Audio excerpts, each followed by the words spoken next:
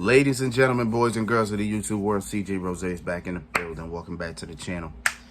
All right. This time next week, not 10 o'clock at night time, but around the same day next week, we will have what AEW is calling the biggest show in wrestling history, All In. And that card is pretty... The card looks all right on paper, but it's the way we got here, right? I think that's the thing, right? It's the way we got here. But we'll talk about that this week coming up, so let's not worry about that now.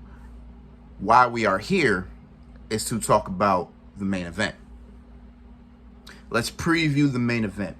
The main event being Maxwell Jacob Freeman, MJF, versus Adam Cole, baby, for the AEW World Title.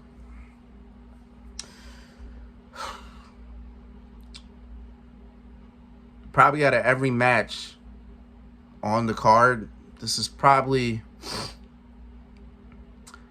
I'm not gonna say this is the only one I want to see, but this is the only one that I'm probably the most excited for.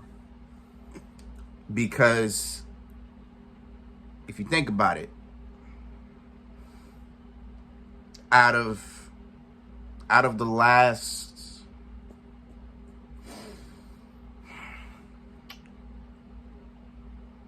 I don't remember how many world title matches at this point. But it's been a long time since we had an AEW title match that we can really sit here and go, something could happen. And it's a myriad of ways this can go, right? But here we are. Next week in Wembley Stadium, MJF and Adam Cole will headline All In. I don't think this should have been as big as it is. But it has been. This has been probably one of the best storylines in a long time. Like, we're talking, first off, they had a banger of a match on Dynamite. I want to say that was, 2 months ago at this point? About 2 or 3 months ago. They had a banger of a match. It went to the time limit. And, of course, Adam Cole wanted sudden death. MJF kind of looked at him like he was stupid. Walked out. Then I think maybe the next week or the week after, I don't know how long it was spaced out, but MJF and Cole were in the ring. They were talking. Then Tony Schiavone got on the mic, and at this time it was the blind eliminator tag team tournament, which pretty much was different people. You don't know who your partner was, pretty much, right? So it was just like random tag teams put together, and the winners would have faced FTR for the tag titles, right? The first team to be announced was Adam Cole versus MJF. And then from there, they had all these different types of skits, and it was just, I was so entertained, bro. Like, everything was just so funny. I was dying laughing.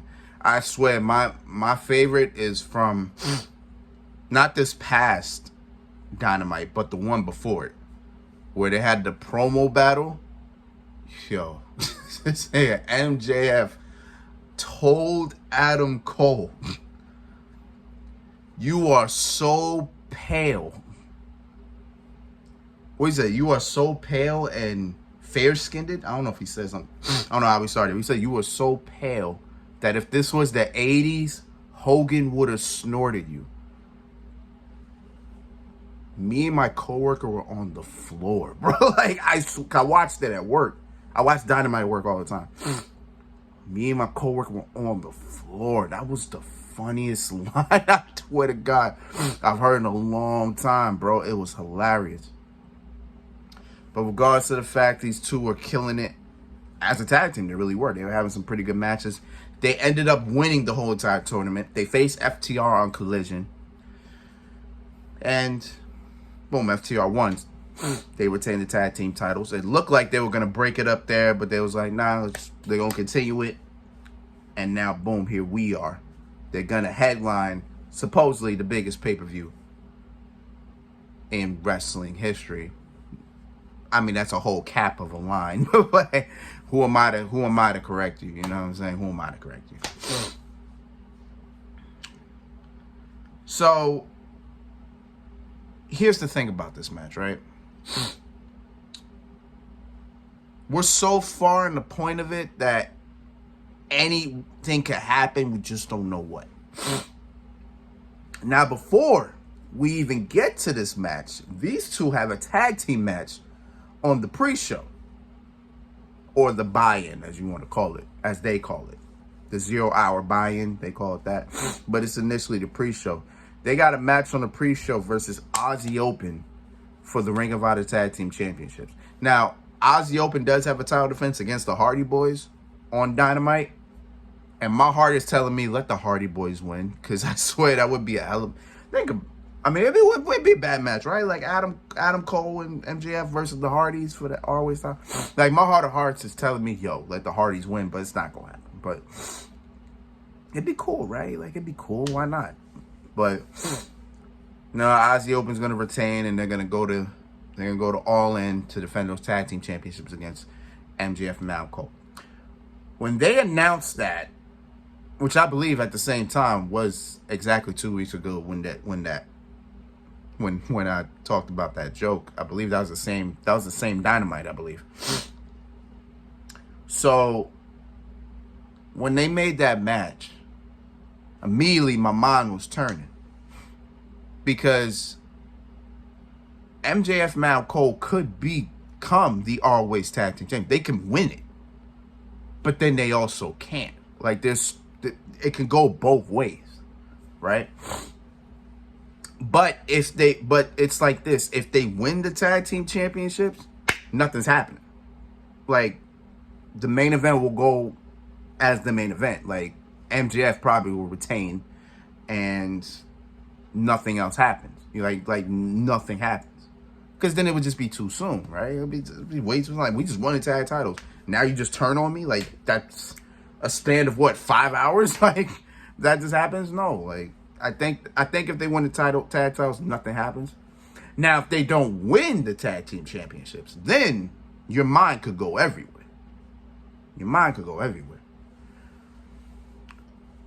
So now I'm at a point where I'm like, I don't know. But this past Wednesday on Dynamite kind of tells me, okay, something's going to happen, right? Because Adam Cole looked MJF in the face and he told him, I will do any and everything to win the AEW World title, right? Now that to me is a call of, yeah, he may turn. He may turn on MJF. And then also, with Roderick Strong and the Kingdom looking on the outside looking in, you know what I'm saying? They could play a part in this too. And it looks like they very much will play a part in this. But we don't know which side though. So again, the way Adam Cole's talking, it sounds like he's going to turn on MJF, boom, and become the new AEW champion. Or on the other side, MJF looked at him and he said, this match isn't everything, but this AEW World Championship is everything. Which means he will do any and everything to keep it. But we know that about MJF. MJF already made his character like that. So in reality, if MJF does something, it's not surprising. But if Adam Cole does something, it's exceptionally different. Now, at this point in time, can we call MJF a face at this point? I guess we can, right? Like, I guess MJF's been a face this whole time, right? Like, it's never been proclaimed as such, but pretty much, if you look at it, I guess he has been a face. So this is what face MJF would be, right? But to me, it's hard to convince myself that MJF is a face. You know what I'm saying? Like, MJF still seems like so much of an asshole. You know what I'm saying? So, and he keeps saying it too. He's like, I'm a douchebag, but I'm your douchebag, right? Like, so I don't know how 100% I would be on an MJF face run. I don't know how I would feel about it. Because MJF, if you look at him, MJF comes off as a prick. Like, you know what I'm saying? Like, he comes off as a rich snob, right? Like, without even knowing him, I would look at him and go, yeah, he's a bit. Yeah, he's an asshole. You know what I'm saying? He's a bitch. You know what I'm saying? Like, just by looking at him. So in a way, I'm like, I can't convince myself that he would be a face, because technically he would probably be the biggest face in the company. Technically, yeah, he would be the biggest face in the company if Adam Cole turns on him. So then that says a lot, because I'm like, damn, MJF, because MJF is the biggest heel in the company. So now it's like, damn, he'll become the biggest face in the company. So now it's like, I don't know. That'd be crazy though. I think he'd be one of the few people to. Would he be? No, he wouldn't be one of the few. He would be one of the few people to accomplish that. Be not only the biggest heel in the company, but the biggest face as well. So he would be one of the few to do that. But I don't know. But there's two different sides this can go. But it all depends on what happens on the buy-in. Because, again, if MJF and Adam Cole win those titles, then I don't think anything happens. I don't think anything happens. I still think Roger Strong and the Kingdom get in the way. Like, I feel like they still play a part in this, but I don't know to what extent.